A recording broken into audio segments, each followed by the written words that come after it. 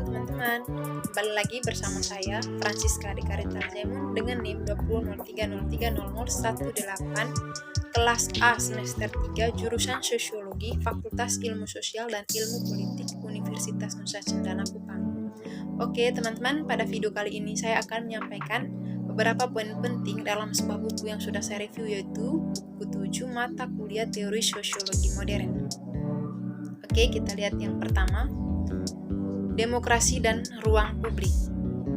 Konsep ruang publik dimaksudkan Habermas bukan sekedar ketersediaan forum untuk mendiskusikan setiap kebijakan publik.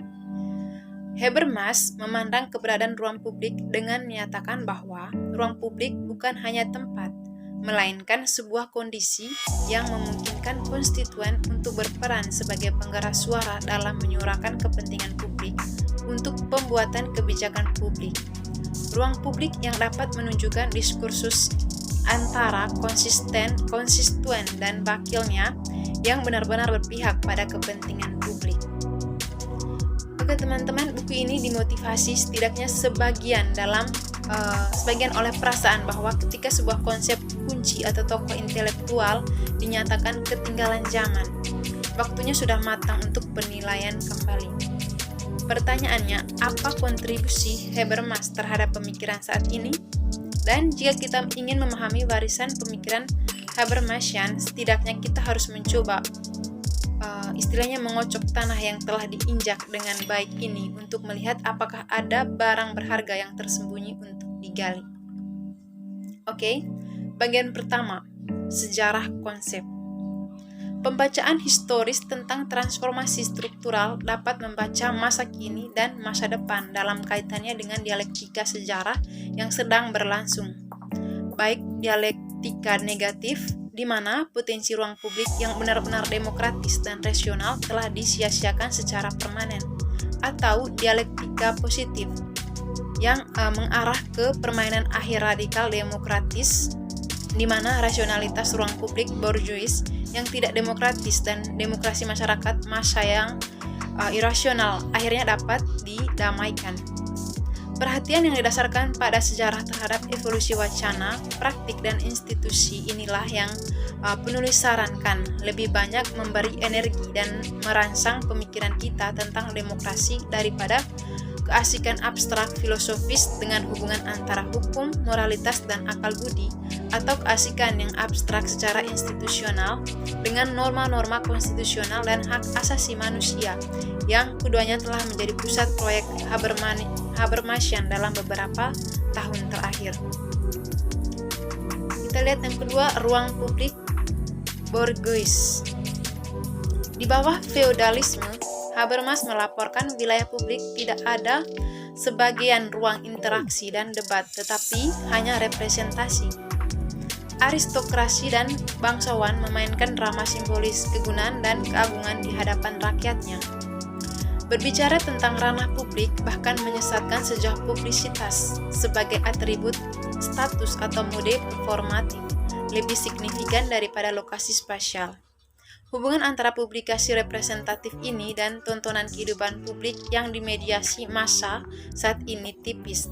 Itu hanya pementasan di depan rakyat, bukan atas nama publik. Faktanya tidak ada publik seperti itu, hanya tampilan publik. Sebuah ranah publik yang berbeda dan akibat wajarnya sebuah ranah privat yang berbeda sama sekali tidak ada. Namun bentuk-bentuk kapitalisme, perdagangan, dan keuangan yang muncul. Habermas di sini berfokus pada Inggris, Prancis, dan Jerman, dan akhirnya pembentukan masyarakat sipil yang didukung oleh ideologi otonomi swasta pada akhirnya akan mengubah publikasi menjadi sesuatu yang sangat berbeda. Debat publik kritis publik bourgeois berlangsung pada prinsipnya tanpa memperhatikan semua peringkat sosial dan politik yang sudah ada sebelumnya dan sesuai dengan aturan universal. Aturan-aturan ini karena tetap berada di luar individu-individu seperti itu, mengamankan ruang bagi perkembangan interioritas individu-individu ini melalui sarana-sarana sastra. Jadi aturan-aturan ini karena berlaku secara universal memberikan ruang bagi orang yang terindividuasi karena mereka objektif. Mereka mengamankan ruang untuk apa yang paling subjektif karena mereka abstrak, untuk apa yang paling konkret. Bagi Habermas, ruang publik borjuis pada prinsipnya dibentuk oleh nilai-nilai dialog egaliter.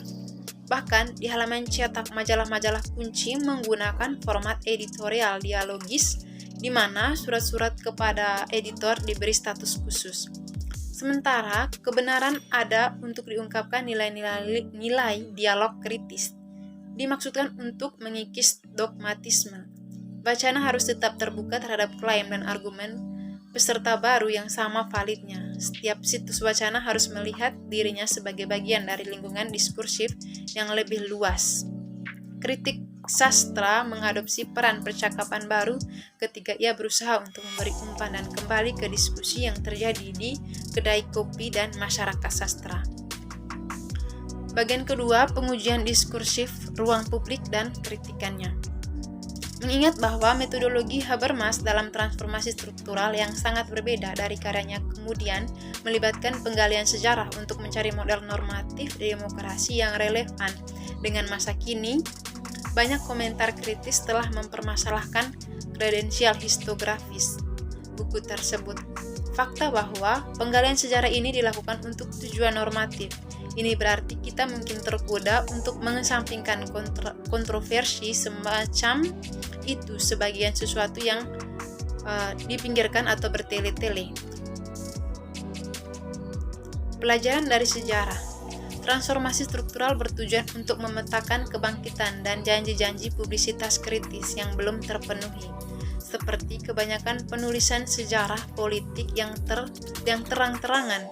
Ia membuka diri terhadap tuduhan bahwa tujuan membenarkan cara-cara yang terdistorsi. Bahwa ia sederhana dan melodramatis dalam kontras yang digambarkan antara dua zaman, yaitu kapitalisme liberal dan terorganisir. Dan itu terlalu kaku dalam penerapan dua kategori publisitas yang bersaing, yaitu kritis dan manipulatif. Untuk masing-masing, Habermas sendiri telah mengakui secara retrospektif keterputusan antara narasi kejatuhannya dari kasih karunia dalam kompleksitas yang disingkapkan oleh histografi yang lebih terukur. Bagian ketiga, rekonfigurasi ruang publik sejak transformasi struktural. Dalam transformasi struktural seperti yang kita lihat, Habermas menggabungkan diskusi tentang sejarah substantif ruang publik dengan wacana intelektual kontemporer tentang konsep publisitas dan opini publik. Selama akhir tahun 1960-an dalam serangkaian esai penting yang dikumpulkan dalam bahasa Inggris dengan judul Toward a Rational Society, Habermas memusatkan perhatian pada tugas mengembangkan aparatus konseptual yang dengannya ilmu-ilmu sosial dapat mendekati masalah-masalah demokrasi. Tetapi esai-esai itu sangat terikat dengan konteks historisnya yang khusus. Oke, dalam poin bagian ketiga ini kita lihat yang pertama itu ilmu dan politik. Masalah utama Habermas saat ini terekam dalam judul salah satu esainya, The Scientization of Politics and Public Opinion. Sasaran kritiknya adalah konsolidasi model praktik ilmiah, model yang membayangkan serangkaian hubungan antara ahli, pemimpin politik, dan warga negara yang sangat berbeda dari model borjuis yang dijelaskan dalam transformasi struktural atau radikalisasi Habermas sendiri. Model pasca liberal ilmu pengetahuan menurut Habermas sangat ditanamkan ke dalam budaya politik dan institusi demokrasi pasca perang, khususnya Republik Federal, meskipun itu adalah penegasan intelektual dari model saintifik, sebuah positivisme yang lazim saat itu yang menjadi sasaran utama kritiknya. Oke, kita lihat yang terakhir, sistem dunia kehidupan dan aksi komunikatif. Jika tujuan transformasi struktural ambisius itu tidak ada apa-apanya dibandingkan dengan The Theory of Communicative Action karya Habermas. Di sini Habermas berangkat untuk mencapai tidak kurang dari yang sistematif, teori modernitas dan rekonstruksi dasar-dasar ilmu sosial. Habermas adalah seorang sarjana eklektik tapi jujur yang mengakui hutangnya kepada tokoh-tokoh besar teori sosial sambil mulai merumuskan kembali beberapa ide sentral mereka. Teori komunikatif tindakan adalah beasiswa yang sangat besar dan sangat kering. Namun, narasi modernitas dan rasionalisasi yang dikembangkan dalam The Theory of Communicative Action memang bergema dengan narasi ruang publik yang dikembangkan dalam transformasi struktural. Dalam keduanya, kisah tersebut adalah salah satu peluang yang sangat terlewatkan. Potensi emansipatoris yang tertindas dan pecahan-pecahan optimisme yang berserakan. Selain itu, konsep ruang publik sangat penting dalam teori tindakan komunikatif, meskipun bukan fokus utama analisis. Daripada mencoba mengikuti setiap putaran dan belokan dari karya 2 jilid ini, tujuan kita di sini paling baik disajikan dengan pernyataan awal dari tesis utamanya. Oke teman-teman, demikian materi yang dapat saya sampaikan. Saya menyampaikan permohonan maaf apabila dalam menyampaikan materi ini kurang begitu jelas atau sangat cepat. Dan saya menyampaikan terima kasih banyak sudah menonton video ini. Selamat siang.